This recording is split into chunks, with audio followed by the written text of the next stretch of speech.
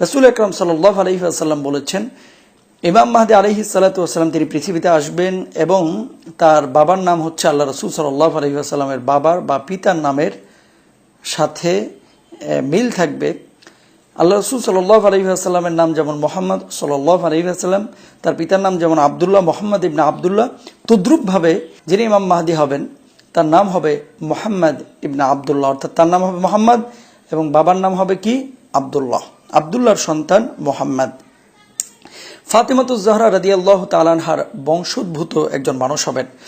আল্লাহ রাসূল সাল্লাল্লাহু আলাইহি ওয়াসাল্লাম বলছেন যে এই আরবে আবার খেলাফত প্রতিষ্ঠিত হবে, তিনজন খলিফার মধ্যে বিভেদ তৈরি হবে, মতনৈক্য তৈরি হবে এবং একজন খলিফার মৃত্যুবরণের পরে চরম বিশৃঙ্খলা দেখা যাবে। ঠিক সেই মুহূর্তে ইমাম মাহদী আলাইহিস সালাতু ওয়াসসালামের আত্মপ্রকাশ ঘটবে মক্কায়। অনেক মানুষ তার হাতে বাইয়াত গ্রহণ করবেন। এখন আত্মপ্রকাশকারী সেই মানুষই কি ইনি? আপনাদের কি মনে হয়? আরও কিছু সামনে আপনাদেরকে যেতে হবে, এটা মনে রাখবেন যে ইনি কি সেই? আচ্ছা, আরবে এখন কি খেলাফত প্রতিষ্ঠিত হয়েছে? প্রত্যেকটা আরবের যে দেশগুলো আমরা দেখছি সেই দেশগুলো এখনো অনেক দেশে কিন্তু রাজতন্ত্র, তাই না? তাহলে দেখেন এখানে কিন্তু এখনো খেলাফত প্রতিষ্ঠিত হয়নি। আরেকটা বিষয়, আল্লাহ নবী সাল্লাল্লাহু আলাইহি ওয়াসাল্লামের হাদিসগুলো থেকে আমরা যেটা পাই যে তিনি ইমাম মাহদীর দাবি করার পরে মুহাদ্দিসিনরা বলছেন অনেক মানুষ তার হাতে বাইয়াত হবে এবং সিরিয়ার শাসক তখন তিনি সিদ্ধান্ত গ্রহণ করবেন যে ওনার হাতে যে মানুষ বাইয়াত গ্রহণ করছেন বা অঙ্গীকারবদ্ধ হচ্ছেন উনি মিথ্যা, ওনার কাছে বাইয়াত হওয়া যাবে না, এরকম উনি একটা ধারণা করবেন। ধারণা করার পরে 70,000 সৈন্য তিনি পাঠাবেন এবং একজন সৈন্য ছাড়া সমস্ত সৈন্যরা ভূমি ধসে মারা যাবেন। তখন ও একজন সৈন্য তিনি মক্কায় এসে ওই ইমাম মাহদী আলাইহিস সালাতু ওয়াসসালামের স্বীকৃতি প্রদান করবেন যে ইনিই সত্যি ইমাম মাহদী আলাইহিস সালাতু ওয়াসসালাম, কারণ আমরা তাকে হত্যা করার জন্য আসছিলাম রাষ্ট্রদ্রোহী মনে করে। কিন্তু আল্লাহ সুবহানাহু ওয়া তাআলা গজব দিয়ে আমাদের প্রত্যেকটি সৈন্যকে ধ্বংস করে দিয়েছে। যেহেতু আল্লাহ তাআলা ধ্বংস করে দিয়েছেন এবং আমরা তার আলামত থেকে, সিমটম থেকে আমরা বুঝতে পেরেছি যে ইনি ইমাম মাহদী আলাইহিস সালাতু ওয়াসসালাম, তো তখন মানুষ আরও আপনার ঢালাওভাবে তার কাছে বাইয়াত গ্রহণ করবেন। এটা হচ্ছে সত্য ইতিহাস এবং রাসূল আকরাম সাল্লাল্লাহু আলাইহি ওয়াসাল্লামের হাদিস থেকে এই সমস্ত বিষয়গুলো আমরা পাই।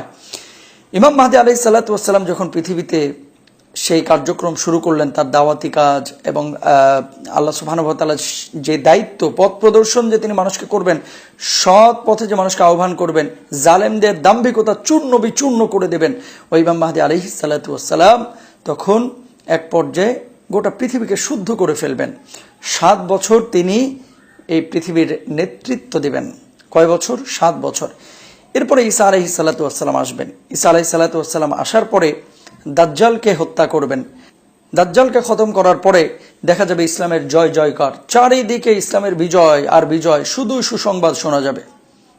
এক পর্যায়ে ইমাম মাহদী আলাইহিস সালাতু ওয়াসসালাম মারা যাবেন। ইমাম মাহদী আলাইহিস সালাতু ওয়াসসালামের জানাজাটাও পড়াবেন হচ্ছে হযরত ঈসা আলাইহিস সালাতু ওয়াসসালাম। এটা পাওয়া যায়। প্রিয় দর্শক, এখন কথা হচ্ছে ইমাম মাহদী আলাইহিস সালাতু ওয়াসসালামের চেহারা কেমন হবে?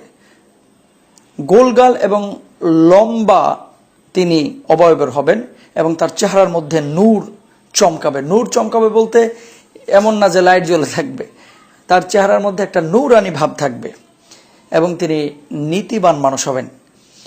কবে তিনি আসবেন এটা নিয়ে স্পষ্ট সারা পৃথিবীর কোনো স্কলার বলতে পারবে না যে এটা উনি 2028 আসবেন কি 27 আসবেন, 26 আসবেন। তবে কিছু কিছু গবেষণা আমরা আপনাদের সামনে প্রকাশ করতে চাই। আবু কুবাইল রাদিয়াল্লাহু তাআলা আনহুর বর্ণনা মতে তুর্কি খেলাফত ধ্বংসের 104 বছর পরে ইমাম মাহদী আলাইহিস সালাতু ওয়াসসালামের আগমন ঘটবে। তাহলে তুর্কি খেলাফত ধ্বংস হয়েছে কবে? 1924 সালে। 1924 ধ্বংস হয়েছে। এখন 104 যোগ করেন, 1924 প্লাস 104 কত হয়? 2028। তাহলে সেখান থেকে বোঝা যায় তুর্কি খেলাফত ধ্বংসের 104 বছর পরে যদি ইমাম মাহদী আলাইহিস সালাতু ওয়াসসালাম আসেন তাহলে 2028-এ আসার সম্ভাবনা রয়েছে। আবারও বলি 100%, এটা কিন্তু কেউ বলতে পারবে না, এটা আল্লাহ ভালো জানেন। এগুলো গবেষণার কথা। তারপর রাসূল আকরাম সাল্লাল্লাহু আলাইহি ওয়াসাল্লামের একটি হাদিস থেকে বোঝা যায় যে শুক্রবারের দিন আকাশ থেকে মানে জুমাবারে আকাশ থেকে একটা শব্দ, বিকট শব্দ আসবে। নবীজি সাল্লাল্লাহু আলাইহি ওয়াসাল্লাম বলেন 70,000 মানুষ অজ্ঞান হয়ে যাবেন এবং 70,000 মানুষ বধির হয়ে যাবেন। আর সেই শুক্রবার বা জুমাবারটা হবে মধ্য রমজানে। সৌদি ক্যালেন্ডারে 15ই রমজান শুক্রবার বা জুমাবার হচ্ছে 2028 সালের 11ই ফেব্রুয়ারি। তাহলে এখান থেকে আমিও বলতে পারি, আপনিও বলতে পারেন যে 2028-এ তিনি আসতে পারেন, 100% না। এগুলো গবেষণার বিষয়। ইবনে মাসউদ রাদিয়াল্লাহু তাআলা আনহু তিনি বলছেন, আব্দুল্লাহ ইবনে মাসউদ রাদিয়াল্লাহু তাআলা আনহু তার কথা, রমজান মাসে ভূমিকম্প শুরু হবে শুরুর দিকে এবং সেটি হবে জুমাবার। সৌদি ক্যালেন্ডার অনুসারে পহেলা রমজান 28শে জানুয়ারি, এটা জুমাবার পরে 2028 সালে। তাহলে সম্ভাবনা রয়েছে ইমাম মাহদী আলাইহিস সালাতু ওয়াস সালাম যেই বছর আসবে সেই বছরে জুমাবার অর্থাৎ শুক্রবার রমজানের প্রথম দিকে হবে এবং সেই দিন ভূমিকম্প হবে। 2028 সালের 28শে জানুয়ারি শুক্রবার পরে জুমাবার পরে ক্যালেন্ডারের ভাষা অনুসারে, এবং সেই দিন যদি ভূমিকম্প হয় তাহলে ধারণা করা যেতে পারে সেই বছর ইমাম মাহদী আলাইহিস সালাতু ওয়াস সালাম আসবেন। ইমাম বাকের রহিমাহুল্লাহ তিনি বলছেন যে 10ই মুহররম শনিবার তিনি মাকাম ইব্রাহিম ও কাবার মাঝখানে দাঁড়াবেন। 10ই মুহররম শনিবার। সৌদি ক্যালেন্ডার অনুসারে 3রা জুন অর্থাৎ 3 জুন 2028 সালের 10ই মুহররম শনিবার পড়ে, শনিবার। তাহলে 2028 10ই মুহররম শনিবার। ইমাম বাকের রহিমাহুল্লাহর এই কথা যদি ধরে নেওয়া হয় তাহলে তিনি 2028-এ আসার সম্ভাবনা রয়েছে। এমন এক রমজান আসবে যে রমজানে চন্দ্রগ্রহণও দেখা যাবে এবং সূর্যগ্রহণও দেখা যাবে। ঠিক তার পরবর্তী বছরে ইমাম মাহদী আলাইহিস সালাতু ওয়াস সালামের আগমন ঘটবে। আপনারা জানেন নাসা বিজ্ঞানীরা যে ওয়েবসাইট মেনটেন করেন, এই ওয়েবসাইটে পহেলা রমজান 7ই ফেব্রুয়ারি 2027 সূর্যগ্রহণ হবে এবং 14ই রমজান 20শে ফেব্রুয়ারি 2027-এ চন্দ্রগ্রহণ হবে। নাসার ওয়েবসাইটে এরকম নাকি তথ্য আছে।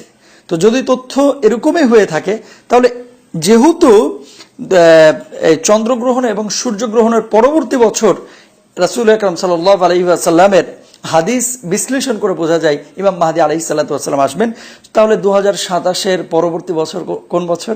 2028। এবার আসেন আবু হুরায়রা রাদিয়াল্লাহু তাআলা আনহুর মতে 1400 হিজরির পর 2 বা 3 দশক অতিবাহিত হবে, তারপর ইমাম মাহদী আলাইহিস সালাতু ওয়াস সালাম আসবেন। 2 দশক মানে কয় বছর? 20 বছর। তারপরে 3 দশক মানে কয় বছর? 30 বছর। তাহলে 1400 প্লাস 2 দশক 20 বছর প্লাস 3 দশক 30 বছর সমান কত হিজরি হয়? 1450 হিজরি। যখন 1450 হিজরি আরবিতে, ঠিক সেই সময় ইংরেজিতে সাল থাকবে 2028। তাহলে এখান থেকে বোঝা যায় 2028 সালে ইমাম মাহদী আলাইহিস সালাতু ওয়াস সালাম আসার সম্ভাবনা রয়েছে। 100% হবে বিষয়টা এরকম না, গবেষণাটা আপনাদের সামনে তুলে ধরলাম, কিন্তু কত সালে আসবে এটা আল্লাহ তাআলা ভালো জানেন। আর বর্তমানে যে এই বাঙালি বা আমাদের বাংলাদেশি ভাই অথবা বাঙালি ভাই মোহাম্মদ ইবনে আব্দুল কুদ্দুস আরমান, তিনি নাকি 2018 সালে ঘুমাইছেন, পাসপোর্টে উঠে দেখেন ওনার পাসপোর্টের নাম মোহাম্মদ ইবনে আব্দুল্লাহ। এই ধরনের কথাবার্তা এবং এই ধরনের অ্যাটিটিউড, এই ধরনের নিজেকে ইমাম মাহদী বলে দাবি করা বা প্রকাশ করা, এটা কোনোভাবেই গ্রহণযোগ্য নয়, যেহেতু তার পেছনে আল্লাহ রাসূলের যে হাদিসগুলো রয়েছে বা ভবিষ্যৎবাণীগুলো রয়েছে সেগুলো আমরা দেখতে পাচ্ছি না।